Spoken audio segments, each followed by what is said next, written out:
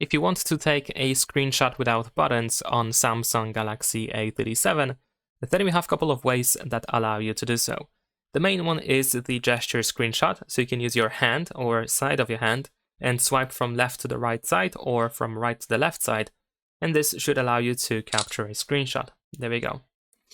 Now, of course, this gesture can be deactivated in settings, so if you cannot perform this gesture, you want to go to settings on your phone, scroll down in here and go to advanced features. Then in advanced features, you want to find the motions and the gestures. And then here in this menu, we have a palm swipe to capture. And of course, this option must be enabled if you want to use this kind of gesture. Besides that, screenshot can be done via Control Center or Quick Settings, although I believe that by default there is no screenshot button added, so if you cannot find it anywhere in here, you want to tap on this pen icon in the upper right corner. Then we're gonna choose Add a Control at the bottom of the screen, and then here we have Take Screenshot option, either here or in Capture. So you can either just tap in order to add it to the quick settings, or you can press and hold your finger and you can drag and drop it anywhere you want to. I'm going to add it to this expandable area.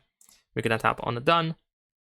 And then in here we have our screenshot button. So I can tap over here to hide the quick settings panel and I can capture a screenshot.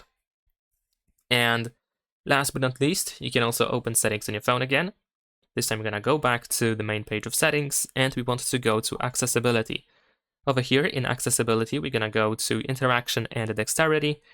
And then here we should be able to find the assistant menu. Once it is enabled, you should be able to tap on that button. And this includes the screenshot button. So that's pretty much it. Leave a like and subscribe.